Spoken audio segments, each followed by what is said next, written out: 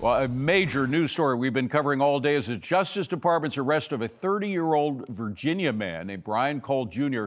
for allegedly planting pipe bombs, you remember this story, near the Republican and Democrat National Committee headquarters on the eve of January 6th back in 2021. Listen. Let me be clear. There was no new tip. There was no new witness. Just good, diligent police work and prosecutorial work. Joining me now is Paul Mauro, Fox News contributor and former NYPD inspector, and Nicole Parker, former FBI agent and author of The Two FBIs, The Bravery and Betrayal I Saw in My Time at the Bureau. Great to have you both. This is really an A-team of law and order right here. I'm very pleased to have you both. Nicole, was the FBI working on this case the whole time in these past 4 or 5 years, or was it just more proof that Kash Patel is really changing the FBI in a fundamental way? I think that the FBI had put this case aside and wasn't really putting a lot of investigative efforts into it. My understanding is that they kind of put it onto the back burner in February of 2021, just weeks after it actually occurred. And this is an exact example of what I talk about in my book, The Two FBIs. We have FBI 1. These are honorable, amazing FBI special agents that came to protect Americans and uphold their constitutional oath. On the other hand, you have FBI 2. These are those agents and staff that were politically and socially weaponized. They used their law enforcement power to push their agendas. And what you're seeing right now is that Pam Bondi said there was no new evidence, there were no new tips. This was evidence that had been sitting at the FBI office for years, and they finally channeled the resources where they should be. And I do appreciate that. I understand that they brought in a fresh set of eyes, TFOs. This is an all hands on deck effort with the Metropolitan Police, the Capitol Police, and the FBI, the U.S. Attorney's Office.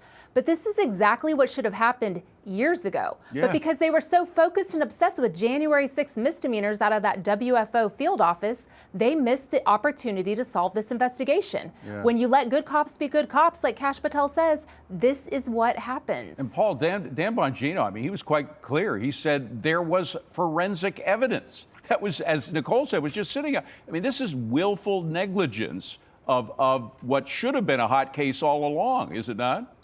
Yeah, so they're being a little squirrely about how they solved it, of course, because they want to make sure they don't taint the jury pool, and they have some other aspects of this that very clearly they're looking to button up. Are there other pieces involved? Is there other evidence out there? But it certainly does look like things were overlooked that they could have chased down. And reading between the lines in that press conference, I would say you can glean a couple of things. First of all, it looks like it was an old tip, because they did go back to saying, we appreciate the tips that we got from the general public. So it sounds to me like they might have had an old tip that they hadn't fully chased down. And then the other thing is, let's not forget. Which again sounds like they were sitting on stuff that was hot. That should have been hot. It wasn't really a cold case. It's just that they were putting the evidence aside. Right. And then the other thing was that you had the devices because they didn't detonate. And as I believe it was Judge Pirro said, yes, at the presser, they went through all of the hoops to go find out where those things were manufactured. Those are solid leads. They just take a lot of sweat equity, and it doesn't look like it was done. Nicole, what about a profile? Do we know enough about this guy, Brian Cole, for you and others and folks in the FBI who focus on this stuff to do a profile of him? Why he did it? Right. I mean, obviously that takes time. It always takes time to conduct the investigation and to get the motive once you've identified the subject. But this individual was around 25, 26 years old when this occurred. And I find it very fascinating that his neighbors say that he walks around in the dead of winter wearing shorts and the same pair of red Crocs, walks around with his Chihuahua, walks him to 7-Eleven twice a day. He gave the opposite image in this horrific crime that he committed, completely masked up, hoodie, jeans, covered up. Clearly, he wanted to disguise his appearance for probably the last 4 years. And frankly, he probably thought he was going to get away with it because under the Biden administration and the Biden FBI, he did get away from it. Those days are over. But I do think that the FBI did a phenomenal job using that CAS system that we have, the cell phone analysis system, checking cell phone towers, subpoena and bake records. Those Nike shoes that he was wearing, they literally went to the Foot Lockers in the local area and determined what transactions had occurred. That is good investigative work, and that is what FBI 1 is all about. And that's what the FBI should be about, and it was about. There have been wonderful movies about it. You lived it, Nicole. I want to bring it back home for a minute to your old beat, Paul, and because you care a lot about what happens in New York. That's where you're a detective.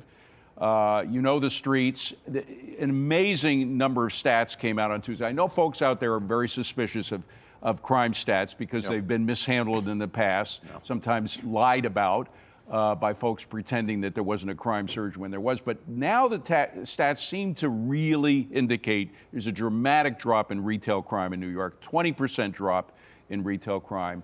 A lot of it has to do with our police commissioner, Tisch, who focused on the broken windows theories. You don't just focus on the big crimes, you start with the small crimes because those very often lead to bigger crimes.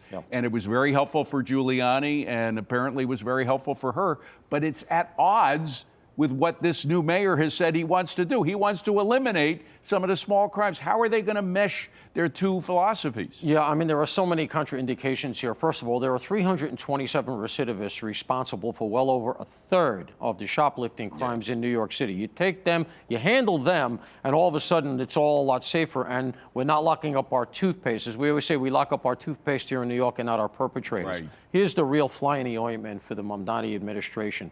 He's got to try to thread this needle. Things are getting better. We can do proactive policing and still protect civil rights and be very progressive, et cetera, et cetera.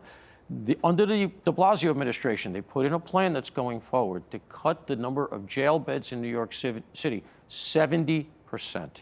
We don't lock anybody up now. We're going to go down from about 11,500 beds to 3,500. Those are rough numbers. 70% drop. Where are we going to put these people? How are we going to cut it from 70%? From where we are right now, that would be, by definition, that's going to mean some hardened criminals are walking the streets without recourse because there's going to be no place to put them. This was a cognizant plan of the de Blasio administration. Mamdani has brought a lot of those people back. That's the metric to watch, because if they close records and go forward with that, I simply don't see how this can work. Nicole, we got a little less than a minute, but you love New York. You were here, I believe 9/11 was one of the reasons you joined the FBI. You were here, you saw it. You caught the tail end of the Giuliani administration. He stayed on an extra year to kind of tie up the loose ends of the crime situation here, but he turned this city around. I've been here since 1980. I saw it go to its worst point, and then I saw Giuliani turn it around. It looks like Jessica Tisch knows the secret. It's no rocket science. You just deal with the small crimes as well as the big crimes. You deal with the quality of life issues, and you make this city a better place to live in. Do you think there's any way she, who has been hired by the mayor, the new mayor, when he's inaugurated in January, he wants her to join him? How do they mesh their two ideologies? Well, all I know is that he better back the blue, because there's word on the street that he does not back the blue. And I had the chance to interview Mamdani a few months ago, and I asked him point blank, what, are you backtracking on everything you said about defunding the police? All I can tell you is, Paul Mauro, an amazing NYP detective, he of all people can attest to this. If you do not back the blue, you are done. If there's no law and order in New York, people are leaving in droves. I was just in New York this morning. I'm actually in beautiful, sunny Miami right now. And don't kid yourself, a lot of New Yorkers are going to come down and join me because they back the blue here. They don't mess around. Governor DeSantis, the city of Miami Beach, the city of Miami. And that is what New York must do. If you don't, it's toast. And we saw what happened in all of the upheaval and the craziness after the George Floyd, and it's just gone downhill since then. NYPD officers left in droves. You think it's going to get any better under Mamdani? He better back the blue. I don't think officers trust him or believe him, but New York deserves to be safe. Well, I'm honored to be seen between you two. I mean, you two are real heroes in the work that you did, and we need more folks like you two to straighten this whole country out, not just New York, but the entire country. Thank you both for coming, Nicole Parker, Paul Mauro. By the way, we plugged Nicole's book. We can plug you, Paul. Every Friday, the weekly rap sheet drops Friday at 3 p.m. on Fox Nation. You can see it 3 p.m. Eastern and after, starting tomorrow. Every week, it kind of sums up law and order issues like we've been talking about.